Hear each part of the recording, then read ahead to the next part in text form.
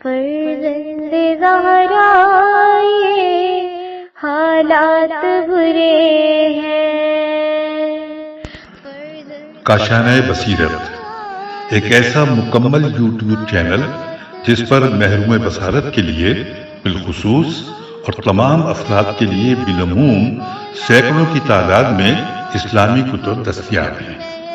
لہذا گزارش ہے کہ آپ اپنی ذمہ داری نبھاتے ہوئے کاشانہ بصیرت کو سبسکرائب کرنے کے ساتھ ساتھ بیل آئیکن کو پریس کیجیے تاکہ آپ علم کے حصول کے ساتھ ساتھ مذہب اہل بیت کی اشاعت میں بھی اہم کردار ادا کرتے رہیں۔ کاشانہ بصیرت۔ فرزند زہرا یہ حالات برے ہیں۔ اعوذ باللہ من الشیطان الرجیم، بسم اللہ الرحمن الرحیم۔ کاشانہ بصیرت کے سلسلے میں ریکارڈ کی جانے والی کتاب وصیت نامہ کیسے لکھا جائے کا حصہ دوم پارٹ 2 آپ کی خدمت میں پیش کیا جا رہا ہے، اور پیج نمبر 22 سے اس کے پارٹ 2 کا آغاز ہو رہا ہے۔ حیات استاد چند سطروں میں۔ آپ 20 صفر المظفر 1315 ہجری قمری کو نجف اشرف میں پیدا ہوئے۔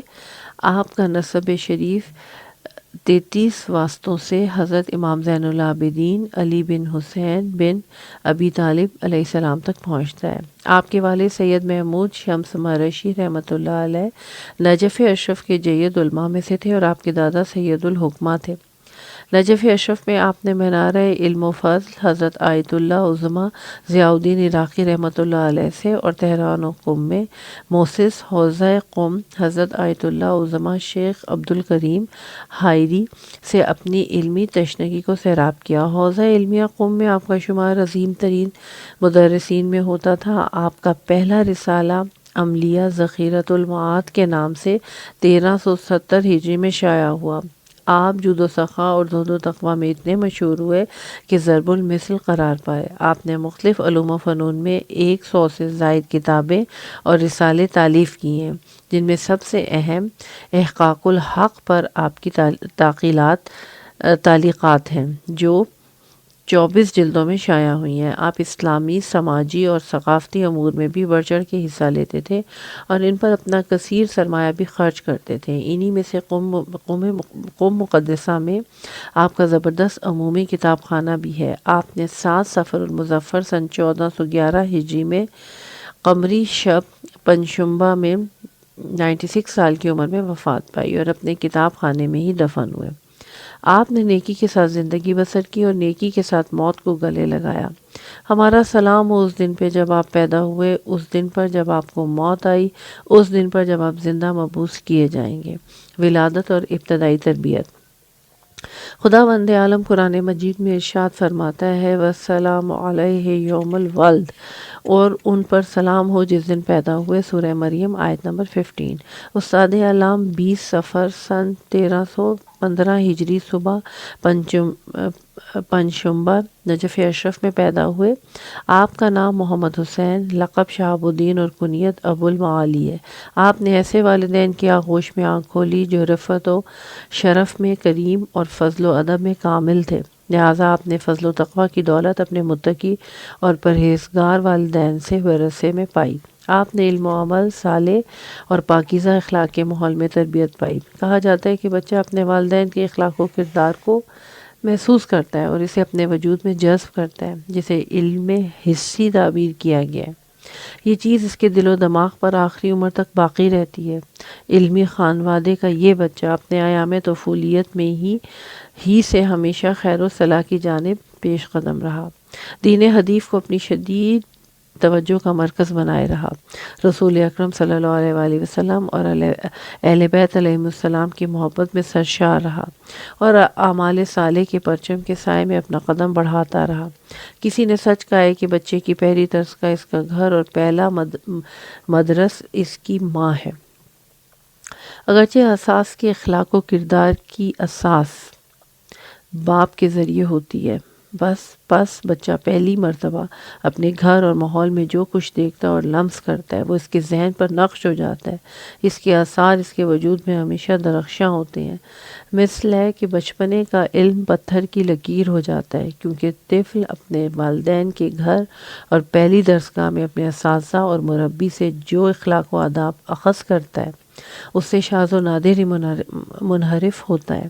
اس روش اور بلند مفہوم کی روشنی میں ہم اسلام ہی کو ایسا پاتے ہیں جو مسلمانوں اور مومنوں کو صحیح اور بہترین تربیت اولاد کی طرف مائل کرتا ہے، اور انعقاد نطفہ سے پہلے ہی بچے کی نشو و نما اور صحیح تربیت اولاد کی طرف توجہ دیتا ہے، بہترین افعال، پسندیدہ اخلاق اور اچھے عادات و اطوار کی طرف راغب کرتا ہے اور ناپسندیدہ امور سے اسے دور کرتا ہے۔ استاد علام رحمۃ اللہ علیہ ایسے ہی خاندان علم و شرف و سیادت میں پیدا ہوئے جو لوگوں کی نگاہوں کا مرکز تھا۔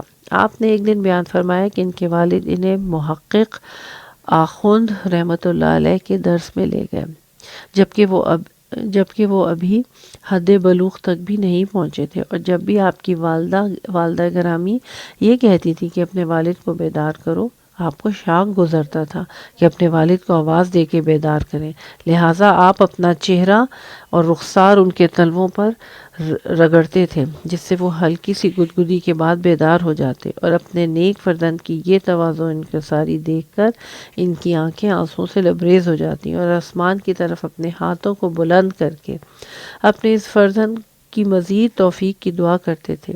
استاد علام اکثر فرمایا کرتے تھے کہ یہ بلند و بالا مقام اور دین کے امور میں خدا کی توفیقات میرے والدین کی دعاؤں ہی کا نتیجہ ہے۔ ایسی دسیوں حکایتیں استاد علام کے حیات ایام طفولیت اور عنفوان شباب کی سنی جاتی ہیں، جو اس بات کی طرف نشاندہی کرتی ہیں کہ دین اور اس کے اوامر نیز الہی احکام پر عمل کرنا ان کے وجود میں ابتدائے حیات ہی سے رچ بس گیا تھا۔ آپ اپنی پوری زندگی شریعت اسلامیہ کے مطابق بسر کرنے میں خاص اہتمام برتتے تھے۔ آپ جب نجف اشرف میں تھے 25 مرتبہ پا بیادہ ابو عبداللہ الحسین سید الشہداء علیہ السلام کی زیارت سے مشرف ہوئے۔ وہ طلبہ کی ایک جماعت کے ساتھ زیارت کے لیے جایا کرتے تھے جو 10 افراد پر مشتمل ہوتی تھی، جن میں حکیم، سید شاہروردی اور سید خوئی رحمۃ اللہ علیہ جیسے حضرات شامل ہوا کرتے تھے۔ انہوں نے فرمایا کہ ہم مراجع تقلید، فقہا اور مجتہدین کے ساتھ ہمیشہ سفر کرتے اور اس میں پیش آنے والے کام اپنے درمیان تقسیم کر لیا کرتے۔ میرا کام یہ تھا کہ ہر منزل پہ لوگوں کے لیے پانی کا انتظام کرتا تھا، کوئی کھانا پکاتا اور کوئی چائے بناتا، سوائے سید شاہ ودی کے رحمۃ اللہ علیہ کے۔ وہ کہتے تھے کہ میرا فریضہ یہ ہے کہ میں سفر میں آپ لوگوں کو خوش رکھوں اور راستے کی صعوبتوں اور مشکلوں کو آسان کروں۔ یقیناً وہ بہت ہی پرمذاق اور زندہ دل آدمی تھے۔ وہ کبھی ہمیں شعر و سرود سے مسرور کرتے اور کبھی لطیف و بزلہ سنج حکایتوں سے خوشحال کرتے تھے۔ اسی طرح ہمیں سفر کی صعوبتوں اور دشواریوں کا احساس بھی نہ ہوتا تھا۔ ایسے خاندان اور علمی اور روحانی ماحول میں پلنے والے آقا مرشی رحمۃ اللہ علیہ کی شخصیت بلند و برتر مقام اور مرجیت کی منزل پہ کیوں نہ فائز ہوتی۔ آپ نے اپنی ضعیفی کے دوران فرمایا کہ وہ ابتدائی بلوغ ہی سے ایسے کام انجام نہیں دیتے تھے جس کی طرف نفس رغبت دلاتا تھا، بلکہ آپ نفسانی خواہشات کے مخالف اور احکام خدا کے اطاعت گزار تھے۔ آپ فرماتے تھے کہ یہ مرجیت جو تم دیکھ رہے ہو، میں نے اس کی طرف ایک قدم بھی نہیں بڑھایا، بلکہ یہ صرف پروردگار عالم کے لطف، پیغمبر صلی اللہ علیہ وآلہ وسلم اور ان کے اہل بیت علیہم السلام کی عنایتوں کا نتیجہ ہے۔ سچ ہے رب کعبہ کی قسم، جو خدا کا ہو جاتا ہے خدا اس کا ہو جاتا ہے، اور جو اللہ کا ہو جاتا ہے اسے برکتیں نصیب ہوتی ہیں۔ استاد علام کی حیات اس مفہوم کی بہترین مصداق تھی۔ آپ کی عملی زندگی کا اجمالی خاکہ۔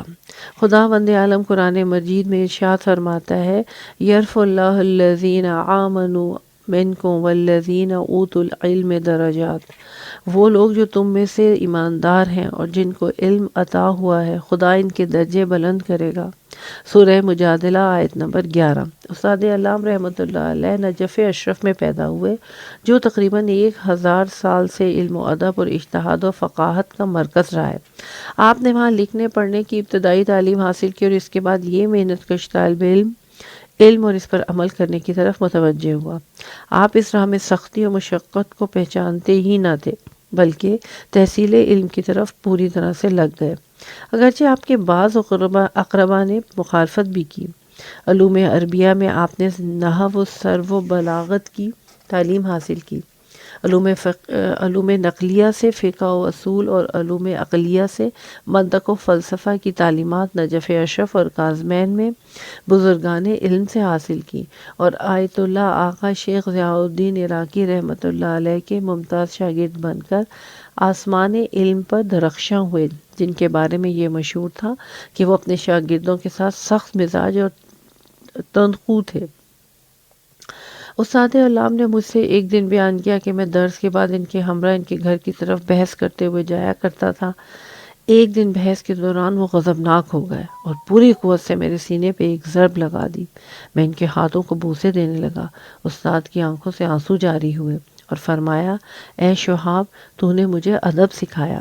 ایسے ہی اخلاق حسنہ اور تعظیم اساتذہ کے مثل کہا جاتا ہے کہ علم کی برکت استاد کی تعظیم میں مضمر ہے، اور یہ سب کچھ ایسے ہی پاک اخلاق اساتذہ کرام کی تعظیم کا ثمرہ ہے۔ یہ محنت کش طالب علم ایسے صاف و شفاف چشموں سے اپنی تشنگی بجھاتا رہا جو حضرت علی علیہ السلام کی قبر کے پاس جاری رہا کرتے تھے، جو اپنے الہی علوم قدسیہ سے لوگوں کو رزق پہنچاتے اور مومنین کو کھانا کھلاتے تھے۔ اسی وجہ سے وہ مومنوں کے امیر ہیں۔ لہٰذا استاد علام رحمۃ اللہ علیہ نے ان کے علوم کے انوار سے فیض حاصل کیا اور مختلف علوم و فنون میں اپنی معلومات میں مزید اضافہ کرنے کے لیے علمی اور ادبی محفلوں میں حاضر ہوا کرتے تھے۔ اساتذہ سے سند اجتہاد حاصل کرنے کے بعد آپ نے نجف اشرف سے ہجرت اختیار کی اور تہران میں قیام کیا۔ اس کے بعد شہر مقدس قم تشریف لائے، جہاں آپ عالم شباب ہی سے مجتہد مسلم کی حیثیت سے پہچانے گئے۔ اس وقت آپ کی عمر 25 سال تھی۔ ائمہ اطہار علیہ السلام خصوصاً سید الشہداء علیہ السلام سے ملاقات کے بعد آپ سے کرامات بھی ظاہر ہوئیں، جس کی طرف ہم اشارہ کریں گے۔ ابتدائی سے اساتذہ نے پہچانا کہ اب عنقریب ایک ایسی درخشاں علمی شخصیت کی حیثیت سے ظاہر ہوں گے جن کی شان علماء اعلام اور تمام لوگوں کے درمیان نمایاں تھی۔ آپ اپنے علم اجتہاد کے ساتھ ساتھ زندگی کی ابتدا ہی سے زہد و ورع اور تقویٰ میں خاص شہرت کے مالک تھے۔ یہ شہرت روز بروز بڑھتی گئی۔ آپ نے حوزات علمیہ میں زندگی بسر کی۔ آپ سے اہل علم، اساتذہ، طلاب اور عوام سب فیض حاصل کیا کرتے تھے۔ عمومی کتاب خانہ، یہ بات مخفی نہ رہے کہ انسانی معاشرے میں کتب خانے کی بڑی اہمیت ہے، اور ایسی چیز ہے جسے معاشرے میں کم قدر و قیمت سے نہیں دیکھا جا سکتا۔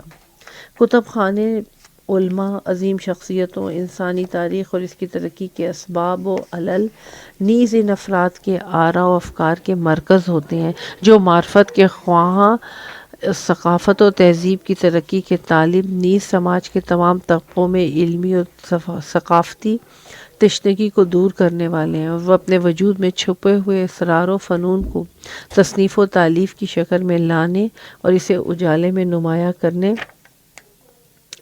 نیز اس کی نشر و اشاعت میں مشقتیں برداشت کرتے ہیں۔ ایسے لوگوں کی نگاہوں میں دوسرے مقدس اہداف و مقاصد بھی ہوا کرتے تھے، جیسے قوموں میں ترقی کی شگفتگی لانا، اچھے انسانی افکار و اخلاق کو عام کرنا، نفسوں کو آسودگی عطا کرنا، علمی میراث کی حفاظت کرنا، لوگوں کو زندگی اور تاریخ کو استمرار بخشنا، علمی اور ثقافتی راہ کو ہمیشہ جاری رکھنا، سماج کی عمارت کی بنیاد کو مستحکم کرنا، ایسے مقاصد ہیں جو معاشرے میں کتب خانوں کی ضرورت کو محسوس کراتے اور اپنی قدر و قیمت کا پتہ دیتے ہیں۔ انہیں اسباب و علل اور ضرورتوں کا احساس تھا، جس نے علماء علام کو ابتدا ہی سے عمومی اور خصوصی کتاب خانوں کی تاسیس کے لیے آمادہ کیا۔ انہیں حیرت انگیز علماء میں استاد علام رحمۃ اللہ علیہ بھی تھے، جنہوں نے عظیم عمومی کتب خانے کی تاسیس کی، جس کی نظیر عالم اسلام میں بہت کم ہے۔ آپ نے کتابوں کی جمع آوری میں ایسی صعوبتیں اور مشقتیں برداشت کی جو اس سے پہلے کبھی نہیں سنی گئیں۔ حقیقت حال اور دعوے کی سچائی کے لیے ہم قارئین کے سامنے بعض ایسے نمونے بیان کرتے ہیں جن سے شعور و احساسات دنگ رہ جاتے ہیں، اور ایک عظیم شخصیت ابھر کے آپ کے سامنے آتی ہے اور دل میں کہتی ہے، یہ سخت محنتیں کیوں کر بااثر نہ ہوتی؟ ایسا عظیم کتب خانہ کیوں نہ تعمیر ہوتا جس کے دروازے 1394 ہجری سے آنے جانے والوں کے لیے کھول دیے گئے ہیں۔ مجھے بعض ایسی کتابوں کے بارے میں علم ہے جسے استاد علام رحمۃ اللہ علیہ نے نجف اشرف میں اپنے عالم شباب میں خریدا، جس کی بہترین مثال بعض کتابوں پر آپ کی مندرجہ ذیل تحریریں ہیں۔ مثلا بسم تعالی، میں نے اسے 4 سال کی نماز اجارہ پر خریدا تھا اور مرحوم الحاج حسین تاجرد حقوارقانی کی طرف سے استاد علام آیت اللہ شیخ عبداللہ مامقانی رحمۃ اللہ علیہ نے مجھے اجیر بنایا تھا۔ یہ جملہ عبد ذلیل شہاب الدین الحسینی النجفی نے شعبان 1341 ہجری میں تحریر کیا ہے۔ ایک اور کتاب پر تحریر فرماتے ہیں، میں نے اسے 1 سال تک حرم معطر حضرت امیر المومنین علیہ السلام کی روزانہ زیارت کی اجرت پر خریدا ہے۔ عبد ذلیل شہاب الدین الحسینی المرشی نجفی۔ ایک اور کتاب پر تحریر فرماتے ہیں کہ علامہ عبد الرحیم بن احمد ہندی بہاری نجفی رحمۃ اللہ علیہ نے اپنے فرزند علامہ شیخ شہاب الدین کی گزارش پر 1060 ہجری میں کشف اللغات والاصطلاحات نامی ایک کتاب تحریر کی ہے، اور کتاب مکمل کرنے کے تھوڑے ہی عرصے بعد انتقال فرما گئے ہیں۔ میں نے اس کتاب کو مرحوم مرزا محمد تہرانی کی نیابت میں نماز کی 2 سال کی اجرت مبلغ 20 برطانوی روپے میں خریدا۔ خدا مجھے اس عمل کے پورا کرنے کی توفیق دے، اور 12 ذیقات الحرام 1342 ہجری کو نجف اشرف میں ظہر سے میں نے نماز بھی شروع کر دی۔ بھوک کے عالم میں ان حروف کے لکھنے والے کو 20 گھنٹے سے کوئی غذا نصیب نہ ہوئی۔ شہاب الدین حسینی مرشی مدرسہ قوام 1342 ہجری۔ ایک حیرت انگیز واقعہ استاد علام کی زندگی میں کتاب الرافض جلد 1 صفحہ 109 پر کتاب کی قدر کے عنوان سے شائع کیا گیا۔ کتاب کی قدر۔ میں 21 ربیع الاول 1396 ہجری دوشنبے کے دن استاد علام رحمۃ اللہ علیہ کی خدمت میں موجود تھا۔ آپ دلچسپ باتیں بیان کر رہے تھے۔ ان میں سے کچھ باتیں کتاب کی قدر و قیمت اور اس کے حاصل کرنے کے طریقوں پر مشتمل تھیں۔ آپ نے فرمایا، ایک دن میں محلہ مشراق میں واقع اپنے مدرسے سے اس بازار کی طرف گیا جو باب صحن علوی سے متصل ہے۔ وہاں ایک عورت مرغی کے انڈے بیچ رہی تھی۔ اس کے پاس انڈے خریدنے گیا تو اس کے پاس ایک کتاب نظر آئی۔ میں نے اس سے اس کتاب کے بارے میں پوچھا۔ اس نے کہا، میں اس کتاب کو فروخت کرنا چاہتی ہوں۔ میں نے اس سے کتاب لی جو مرزا عبداللہ آفندی رحمۃ اللہ علیہ کی تصنیف ریاض العلماء تھی اور بالکل نایاب تھی۔ میں نے اس سے اس کتاب کی قیمت پوچھی۔ اس نے کہا 500 روپے۔ میں نے اس سے کہا کہ میں اسے 100 روپے دے سکتا ہوں، اس سے زیادہ نہیں۔ وہ راضی ہو اس نے کہا 500 روپے۔ میں نے اس سے کہا کہ میں اسے 100 روپے دے سکتا ہوں، اس سے زیادہ نہیں۔ وہ راضی ہو گئی۔ اسی دوران کتابوں کا دلال جس کا نام کاظم دجیلی تھا آ گیا، جو لندن کے عمومی کتاب خانے کے لیے پرانی کتابوں کو خریدتا اور اسے نجف اشرف میں موجود برطانوی حاکم کے سپرد کرتا تھا۔ یہی پہلا انگریز حاکم ہے جس نے نجف اشرف پر حکومت کی ہے۔ اس نے میرے ہاتھ سے قوت کے ساتھ کتاب لے لی اور اس عورت سے کہا، میں اس کتاب کو اس سے زیادہ قیمت پہ خریدوں گا۔ اس طرح اس کتاب کی بولی اوپر بڑھنے لگی۔ میں نے اپنا چہرہ حرم کی طرف کر کے امیر المومنین علیہ السلام سے خطاب کرتے ہوئے کہا، اے امیر المومنین علیہ السلام، کیا آپ اس پہ راضی ہیں کہ یہ کتاب میرے ہاتھ سے سے چلی جائے جبکہ میں اس کتاب کے ذریعے آپ کی خدمت کروں گا۔ اچانک اس عورت نے کاظم دلال سے کہا، میں تیرے ہاتھ سے یہ کتاب نہیں بیچوں گی کیونکہ یہ سید کی ہے۔ میں نے کہا کہ میرے ساتھ چلو تاکہ میں تمہیں اس کے پیسے دے دوں۔ وہ میرے ساتھ مدرسے تک آئی اور اس وقت میرے پاس کچھ نئے پرانے لباس اور ایک گھڑی تھی۔ میں اسے بازار میں کپڑوں کے دلال حاج حسین شیش کے پاس بیچنے کے لیے گیا۔ اس نے اسے بیچ دیا۔ وہ عورت جو میرے ساتھ تھی کہتی ہے، اے سید، تم نے مجھے معطل کر رکھا ہے۔ وہ شخص مجھے نقد پیسے دے رہا تھا۔ کبھی میں اسے کوئی جواب نہ دیتا اور کبھی کہتا، ابھی ٹھہرو۔ رقم کپڑوں اور گھڑی بیچنے کے بعد بھی پوری نہ ہوئی۔ میں اسے لے کر مدرسہ آیا اور اپنے ساتھیوں سے 5 10 روپے قرض کے طور پہ اکٹھے کیے، یہاں تک کہ 110 یا 120 روپے ہو گئے۔ میں اس عورت کے پاس آیا اور اسے پیسے دے دیے۔ اس گراں قدر کتاب کے خریدنے پر میں نہایت ہی خوش و مسرور تھا۔ ابھی تھوڑی ہی دیر ہوئی تھی کہ کاظم دلال نے پولیس کے ساتھ مدرسے پر دھاوا بول دیا اور مجھے گرفتار کر کے انگریز حاکم کے پاس لے گیا اور مجھ پر کتاب کی چوری کی تہمت لگا رہا تھا۔ میرا خیال ہے کہ وہ اپنی زبان میں گالیاں دے رہا تھا اور مجھے برا بھلا کہہ رہا تھا۔ اس کے بعد اس نے مجھے قید کرنے کا حکم دیا۔ میں رات قید خانے میں تھا اور اپنے پروردگار سے اس کتاب کے محفوظ رہنے کی دعا کر رہا تھا جسے میں نے چھپا دیا تھا۔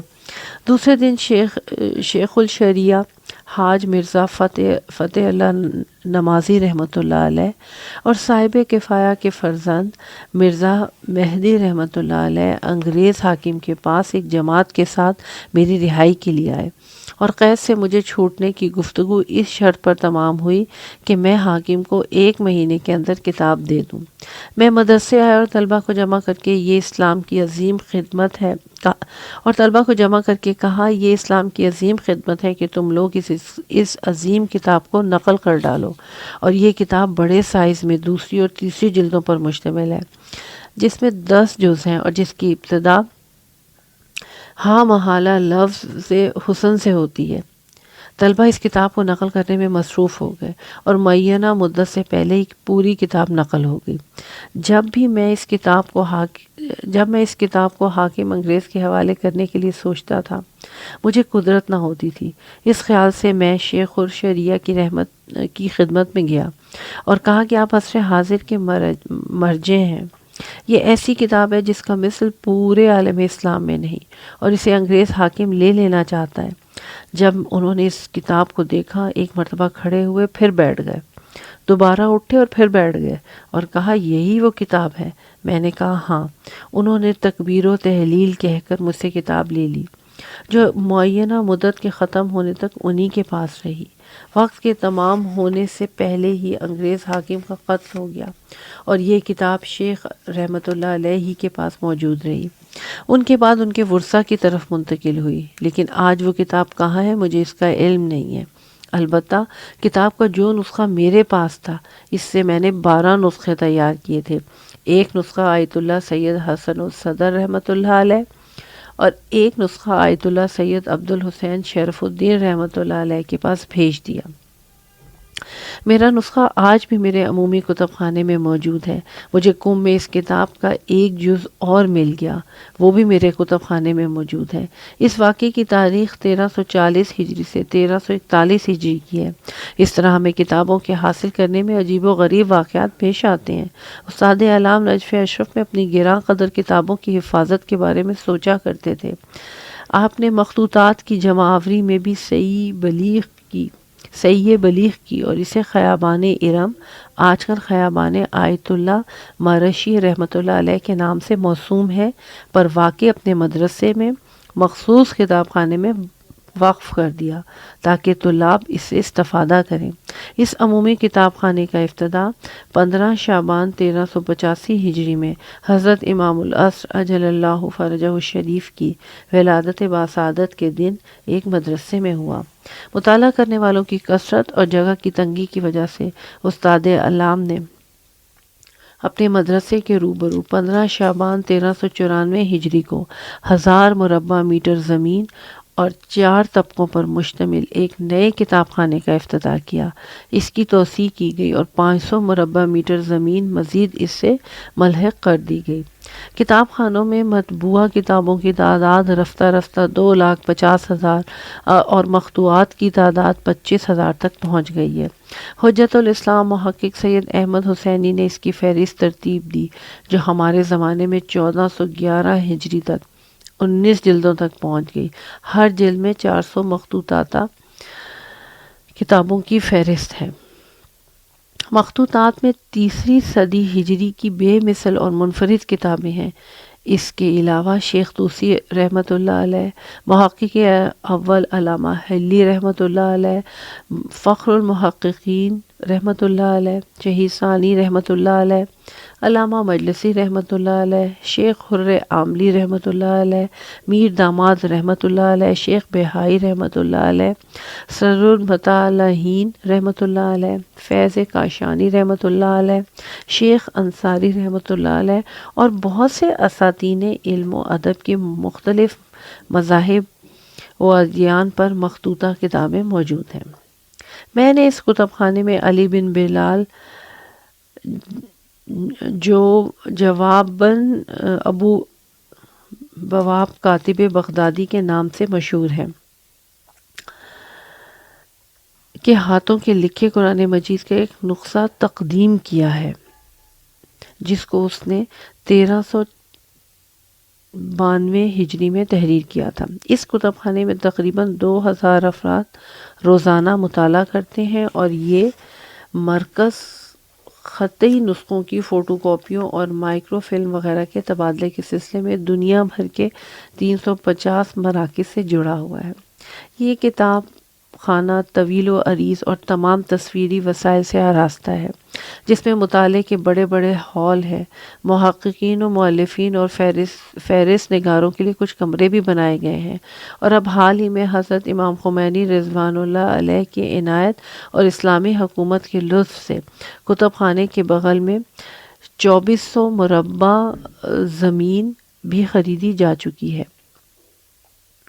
جس کا سنگ بنیاد استاد علام نے اپنی آخری عمر میں روز جمعہ 20 ذی الحجہ 1410 ہجری کو بزرگ اور عظیم شخصیتوں کے مجمع میں رکھا۔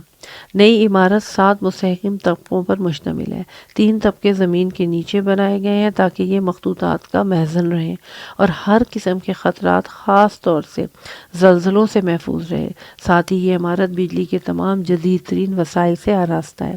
ہم دین کے خدمت گزاروں اور اس کی عظیم میراث کے محافظوں کے لیے، خاص طور سے استاد علام کی روح کی درجات کی بلندی کے لیے خداوند عالم کی بارگاہ میں دست بدعا ہیں۔ دینی مدرسے، مراجع کرام سالہ سال دینی علوم کی تحصیل اور فقہ اہل بیت علیہم السلام کی تعلیم کے لیے تنہائی کی سختی، غربت و مسافرت کی وحشت، فقر و تندرستی کا غم اور طلبگی کی سختیاں برداشت کرتے رہے ہیں۔ اسی لیے جب کسی مرجع کی تاریخ کا مطالعہ کرتے ہیں تو اسے سماج کے رنج و غم سے آگاہ پاتے ہیں، لہٰذا وہ سب سے پہلے طلاب علوم میں دینیا کی مشکلوں کو کم کرنے اور انہیں دور کرنے کی کوشش کرتا ہے، خاص طور سے جب وہ حوزہ علمیہ پر قیادت کے شباب کو پہنچتا ہے تو اسے طلبہ کے قیام کے لیے مدرسے بنانے کی فکر ہوتی ہے۔ انہی بنیادوں پر استاد علام رحمۃ اللہ علیہ نے بھی قوم میں طلبہ کے قیام کے لیے مدرسوں کی تعمیر کرائی، جسے ہم بطور اختصار بیان کر رہے ہیں۔ مدرسہ مرشیہ، یہ مدرسہ آپ کے عمومی کتب خانے کے مقابل ہے، جس کی زمین الحاج عباس فناییہ نے وقف کی تھی۔ اس کی تاسیس 1383 ہجری میں ہوئی۔ اس کی مساحت 420 مربع میٹر اور زیر بنا 660 میٹر ہے۔ یہ 3 طبقوں پر مشتمل ہے۔ مدرسے میں 160 میٹر صحن بھی ہے، جس میں 37 کمرے ہیں۔ ہر سال عشرۂ محرم میں یہاں عزاداری بھی ہوتی ہے۔ اس مدرسے کا نام استاد علام کے لقب کے اعتبار سے مدرسہ مرشیہ رکھا گیا۔ مدرسہ مہدیہ، یہ مدرسہ خیابان باچک پر واقع ہے۔ اس کی تاسیس 1376 ہجری میں ہوئی۔ مساحت کے اعتبار سے یہ 450 مربع میٹر زمین پر مشتمل ہے، جس میں 300 میٹر زیر بنا ہے۔ اس مدرسے میں 25 کمرے اور ایک دارالمطالعہ بھی ہے جس میں تقریباً 2000 کتابیں موجود ہیں۔ امام یاسر رضی اللہ فرجہ الشریف کے نام سے برکت حاصل کرنے کے لیے اس کا نام مدرسہ مہدیہ رکھا گیا۔ اس اعتبار سے بھی اسے مہدیہ کہا جاتا ہے کہ مدرسہ الحاج مہدی ایرانی کی طرف سے تعمیر کیا گیا تھا، جنہوں نے اس کے امور استاد علام رحمۃ اللہ علیہ کو تفویض کر دیے تھے۔ مدرسہ مومنیہ یہ بہت ہی بڑا اور جدید و تاسیس مدرسہ ہے۔ اس کی تاسیس 1389 ہجری میں خیابان چہار مردان چہارہ سجادیہ پر ہوئی۔ یہ 2 طبقوں پر مشتمل ہے جس میں 76 کمرے ہیں۔ مساحت کے اعتبار سے 216 مربع میٹر زمین پر واقع ہے، جس میں ایک 1176 میٹر زیر بنا ہے۔ 840 میٹر کا ایک صحن بھی ہے جس میں بڑے بڑے درخت لگائے گئے ہیں۔ یہاں ایک دارالمطالعہ بھی ہے جس میں کتابیں موجود ہیں۔ اس مدرسے کا نام مومنیہ اس اعتبار سے رکھا گیا کہ یہ پہلے ایک دینی مدرسہ تھا جسے مرحوم مرزا مومن خان نے بنوایا تھا۔ مرور زمانہ کے ساتھ اس کی عمارت منہدم ہو گئی، جسے دوبارہ استاد علام رحمۃ اللہ علیہ نے تعمیر کرایا۔ مدرسہ شہابیہ یہ مدرسہ خیابان امام خمینی رحمۃ اللہ علیہ پہ واقع ہے، جو رضا شاہ پہلوی کے زمانے میں قم مقدسہ کا ایک تنہا سینما گھر تھا۔ یہ بات انقلابی علماء اور مومنین کے دلوں پہ شاق تھی کہ قم جیسے شہر میں جوانوں کو گمراہ کرنے کی غرض سے ایک طاغوتی سینما گھر بنایا گیا جس میں فحش فلمیں دکھائی جاتی تھیں، جو اسلامی انقلاب کے دوران شہر فقہ و فقاہت اور دین علم و اجتہاد قم کے لیے عیب تھیں۔ لہٰذا کچھ شجاع اور بہادر مومن جوانوں نے ایک رادے سے بموں سے اڑا دیا۔ پھر استاد علام نے اسے خرید لیا اور اس کے ملبے پر ایک دینی مدرسے کی بنیاد رکھی جس کے کئی حصے ہیں۔ ایک طلبہ کے رہنے کا حصہ ہے، دوسرا دارالمطالعہ، تیسرا مدرس ہال، چوتھا چھاپ خانہ اور دارالنشر سے مخصوص ہے۔ مجھے یاد ہے کہ سینما گھر کے اڑائے جانے سے چند ماہ قبل میں استاد علام رحمۃ اللہ علیہ کے ساتھ ٹیکسی میں سفر کر رہا تھا۔ جب سینما گھر کی طرف سے گزرے تو استاد علام نے اپنے ہاتھ آسمان کی طرف بلند کیے اور خدا سے ریاض و نیاز میں مصروف ہو گئے۔ میں نے دعا تو نہیں سنی، لیکن سینما گھر کے اڑائے جانے کے بعد یہ احساس ہوا کہ یہ بزرگ کے انفاس قدسیہ کی برکتیں تھیں۔ چونکہ آپ کا نام شہاب الدین تھا، اس لیے مدرسے کا نام شہابیہ رکھا گیا۔ طلبہ کے لیے گھر۔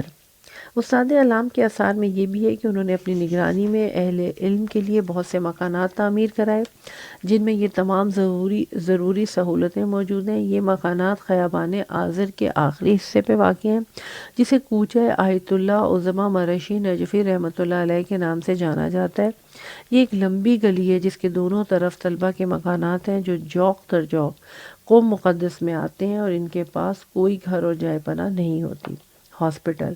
آپ نے اپنی نگرانی میں غریبوں، محروموں اور تنگ دست افراد کے لیے خیابان آذر پر نکوئی ہسپتال میں درمانگاہ جدا کے نام سے ایک ہسپتال کی تعمیر کی۔ امام بارگاہ اور مساجد۔